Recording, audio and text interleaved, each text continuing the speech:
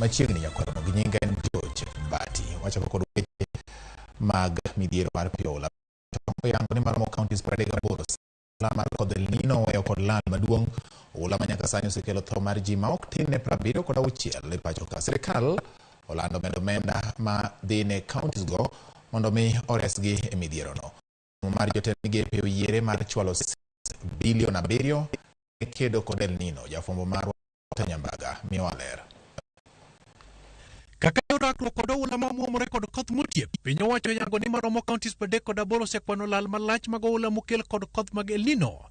Mana kaka ler kod jawach mar kar jot mar jatend piny Hussein Mohamed, counties go oriwo koda kamago mayudore Nyanza e kaka Homa Bay, Kisumu kod Migori, Kisii to kod mamoko mag imbo mar piny Kenya. The 38 out of our nation's 47 counties are within the alarm stage, a stage characterized by flash floods, general flooding in low-lying plains, rivers busting their banks, landslides and mudslides, loss of livestock and destruction of farmland and infrastructure.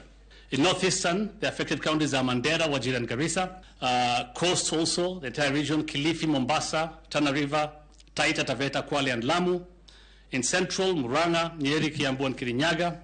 In Nyanza, the entire region as well, Homa Bay, Kisumu, Migori and Kisii. Kokale bura monyono jotend migepe kar jot ma jatend piny e boma Nairobi oyango ni maromo shillings bilion 10 osemedi ne counties kaka pesa mag reso midhiero mag El Nino, pesa magin pok maromre mag counties ma sirkal mamalo chwalo momondo. The National Treasury last week disbursed 10 billion shillings of their shareable revenue.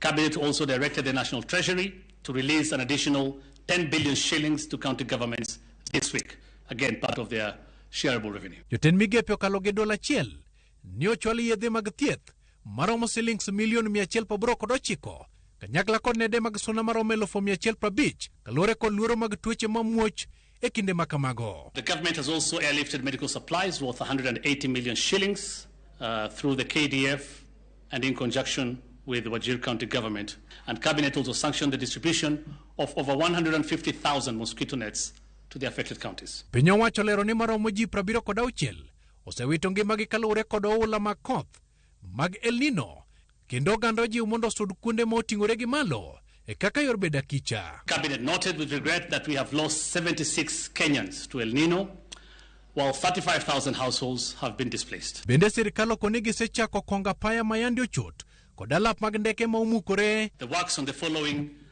roads and bridges have been repaired. One, Bogolo Bridge on the Mtwapa Malindi Road has been repaired. Jilango Center on the Nuno Modogashi Road has been repaired. Madade Center on the Wajir Mandera Road has been repaired. And the Garissa Airstrip has also been repaired on commercial flights. Kamoko kuom kony kaka mag chiemo, to koro ichwalo kod ndeke ka oyangore ni counties kaka Wajir, Lamu kod Mandera, chiemo kod mauto osebedo manokie. Through aircraft made available by the Kenya Defence Forces, medical supplies have been airlifted to the most vulnerable counties. Sirkal wacho ni oula mabubni pok ochopo midi mak manigi biro keto kenge mongirore marakruok kod midhiero maket kod mano ponono oula go omumore mathoth matamre gi nono. Walter Nyambaga, Ramogi TV. Lere mar kar jot ma jatend piny Nairobi. Wasura ne nyakwaro Ramogi owere gi ma sirkal mamalo